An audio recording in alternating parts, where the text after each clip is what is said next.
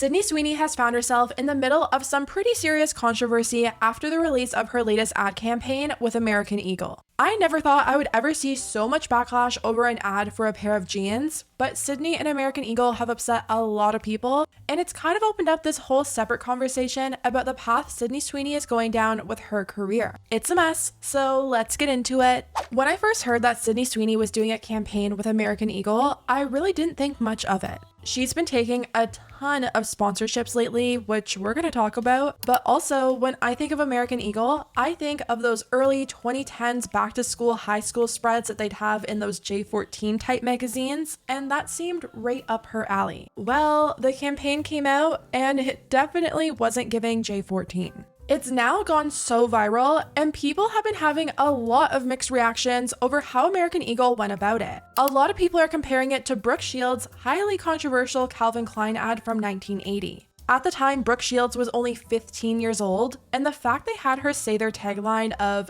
"You want to know what comes between me and my Calvins? Nothing," felt highly inappropriate. The secret of life lies hidden in the genetic code. Genes are fundamental in determining the characteristics of an individual and passing on these characteristics to succeeding generations. Occasionally, certain conditions produce a structural change in the gene, which will bring about the process of evolution. This may occur in one or more of the following ways. Firstly, by selective mating, in which a single gene type proves superior in transmitting its genes to future generations. Secondly, by gene drift, in which certain genes may fade away while other genes persist.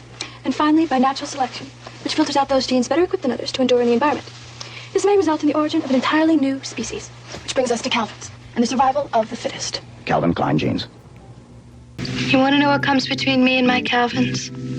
Nothing. Calvin Klein got a lot of backlash over that ad, and rightfully so. In 2021, Brooke Shields did an interview where she was asked about it, and she said that she never thought the tagline had anything to do with underwear. The article reads, Shields told Vogue in October of 2021 that she thought the backlash, which centered on the alleged sexualization of underage Shields, was ridiculous. I was naive. I didn't think anything of it. I didn't think it had to do with underwear. I didn't think it was sexual in nature. I would say it about my sister. Nobody can come between me and my sister, she explained. The actress also recalled being shocked that she was being berated by the public, who assumed that she knew the intention behind the commercials. I think the assumption is that I was much more savvy than I ever really was. So people think American Eagle is trying to recreate that moment with Sydney Sweeney. Genes are passed down from parents to offspring, often determining traits like hair color, personality, and even eye color.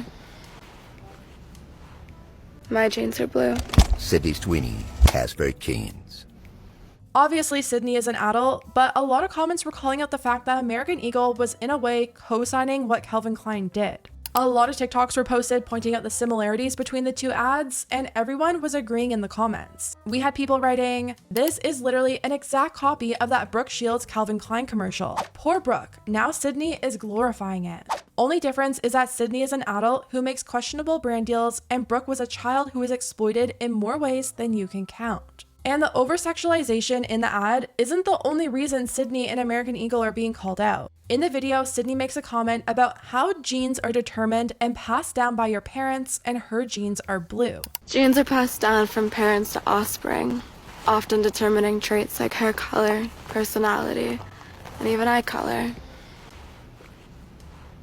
My genes are blue. Sydney Sweeney has very genes.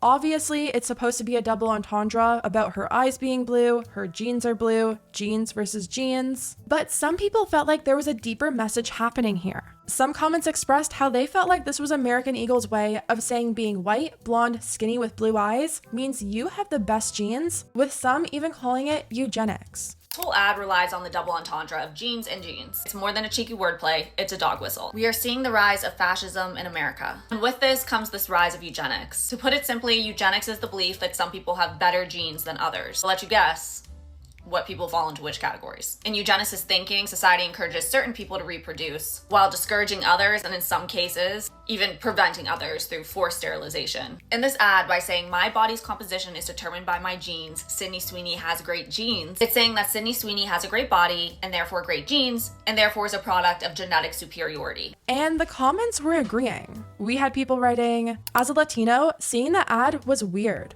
I guess American Eagle is for white people. It instantly made me feel excluded. The ad is so wrong. It promotes white supremacy. It's so bad.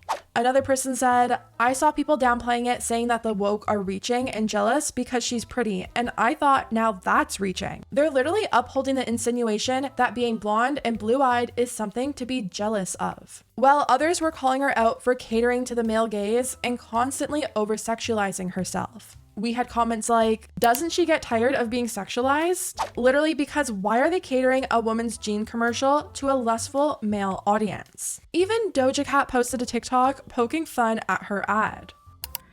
Genes are passed down from parents to offspring, often determining traits like hair color, personality, and even eye color. My genes are blue. On the other hand, though, there were some people who felt like others were reading into it too much and didn't see a problem with it. There's a lot of mixed reactions, but one thing I have been seeing brought up over and over again is just how often Sydney seems to be doing these sponsorships and working with every brand going. She's a global ambassador for Laneige, which didn't seem all too weird until she also teamed up with Baskin-Robbins and came out with a rainbow sherbet lip mask and ice cream. And while I do think the idea is cute, fans started to feel like she was taking on way too many sponsorships. Like the top comment under her post announcing the collab reads, she's just taking every deal they throw at her at this point. And it really does seem like that. She's worked with Soul by Jergens, Miu Miu, Fenty, Guess, Armani, Tory Burch, Ford, Hey Dude, Samsung, Kerastase. The list goes on and on. I think the most fitting ad she's probably ever done was with Ford because she does actually like cars and restores vintage cars for a hobby, but the rest? It's starting to give Michaela. I mean, it really does feel like she's cheapening her brand by working with every single brand that ever offers her a sponsorship or a partnership. Nearly every single post on her Instagram is sponsored, and you typically don't really see that from these big-time movie stars. She's been in a lot of big-time movies and shows lately, and some people feel as though her taking all of these brand deals is dragging her down to the same level as an influencer.